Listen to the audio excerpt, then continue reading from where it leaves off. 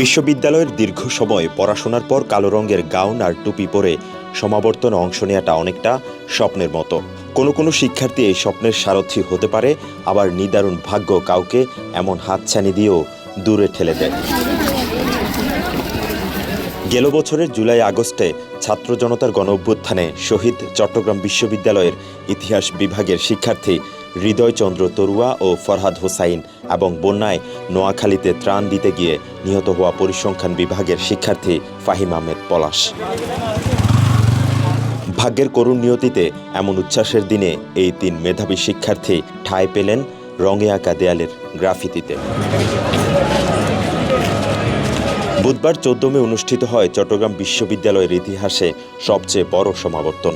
নৈসর্গিক সৌন্দর্যের এই শিক্ষাঙ্গনে এদিন সমাবর্তীদের আনন্দ আর উচ্ছ্বাসের ঢেউ আছড়ে পড়লেও পরকাল সঙ্গী হওয়া তরুয়া, ফরহাদ আর পলাশরা গাউন টুপি পরে সশরীরে আসেননি প্রিয় ক্যাম্পাসে, তবে এসেছেন দেয়ালের গ্রাফিতি হয়ে। পুরো ক্যাম্পাস জুড়ে সমাবর্তীরা কালো গাউন টুপি পরে মা বাবা, স্ত্রী সন্তান, প্রিয়জনদের নিয়ে খোশ মেজাজে কেউ ছবি তুলছেন, কেউ আবার সবুজে ঘেরা ক্যাম্পাসে বাঁধ ভাঙ্গা উল্লাসে মেতে উঠেছেন। গত বছরের 4 সেপ্টেম্বর পরকালের পথযাত্রী না হলে সুন্দর এই মুহূর্তের সাক্ষী হতে পারতেন 2018-19 শিক্ষাবর্ষের পরিসংখ্যান বিভাগের শিক্ষার্থী ফাহিম আহমেদ পলাশ। স্মৃতি রোমন্থন করছেন সহপাঠীরা। শহীদ হৃদয় তরুয়া, ফরহাদ হোসেন, তারা যদি আমাদের মাঝে থাকতো, তারা হয়তোবা এই সমাবর্তনের আনন্দটা আমাদের সাথে ভাগাভাগি করে নিতে পারতো। কিন্তু আফসোস, তাদেরকে আমরা পাইনি।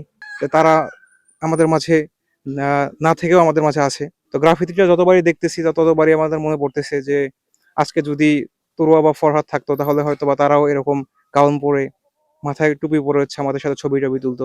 অন্যদিকে বৈষম্য বিরোধী আন্দোলনে শহীদ হওয়া হৃদয়চন্দ্র তরুয়া ছিল বিশ্ববিদ্যালয়ের ইতিহাস বিভাগের 2020-21 শিক্ষাবর্ষের শিক্ষার্থী এবং শহীদ মোহাম্মদ ফরহাদ হোসাইন ছিলেন একই বিভাগের 2021-22 শিক্ষাবর্ষের শিক্ষার্থী।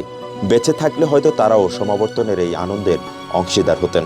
তোরা যে আমার মোটামুটি খুব কাছের বন্ধু ছিল, চট্টগ্রাম বিশ্ববিদ্যালয়ের এমন কোনো জায়গা নাই যেখানে ওর সাথে আমরা হাঁটি নাই।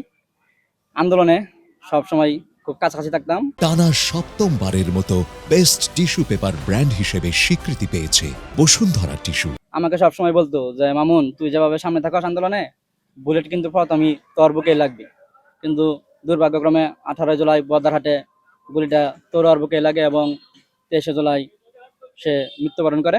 ইতিহাসের সবচেয়ে বড় সমাবর্তনে তাদের স্মৃতি রোমন্থনে গ্রাফিতি এঁকে দারুণভাবে স্মরণ করল সহপাঠী ও বন্ধুরা। বিশ্ববিদ্যালয়ের সমাজবিজ্ঞান অনুষদের পাশে একটি বিশেষ গ্রাফিতিতে প্রতিবাদ, চেতনা ও মানবতা প্রতিকৃতি স্বরূপ হাতে সনদ, গায়ে গাউন আর মাথায় টুপি পরা এই তিন শিক্ষার্থীর দেখা মিলল। বৈষম্য বিরোধী ছাত্র আন্দোলনের শহীদ হওয়া মাঝখানের তরুণের নাম হৃদয়চন্দ্র তরুয়া। তার ডান পাশে মোহাম্মদ ফরহাদ হোসাইন, হৃদয়ের ডান পাশে ফাহিম আহমেদ পলাশ। গত বছর নোয়াখালীতে বন্যার্থদের জন্য ত্রাণ নিয়ে যাওয়ার পথে দুর্ঘটনায় প্রাণ হারান তিনি।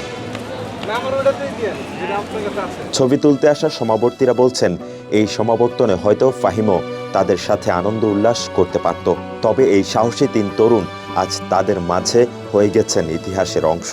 তাই তাদের স্মৃতি ধরে রাখতে আঁকা গ্রাফিতি আবারও তাদের ফিরিয়ে এনেছে সকলের মাঝে। হৃদয়, ফরহাদ আর পলাশরা যদি বেঁচে থাকতেন, হয়তো গ্রাফিতির মতো তারাও অংশ হতে পারতেন বিশ্ববিদ্যালয় ইতিহাসের সবচেয়ে বড় সমাবর্তন অনুষ্ঠানের বড় অংশীজন। অথচ নিয়তির নির্মম বাস্তবতা আর ফেসিজমের রক্তের খেলায় তারা আজ পৃথিবী থেকে অনেক দূরে, যেখানে দুর্ঘটনা কিংবা ফেসিবাদের নির্মমতা নেই। মেহরাজ হোসেন, কালের কণ্ঠ, চট্টগ্রাম।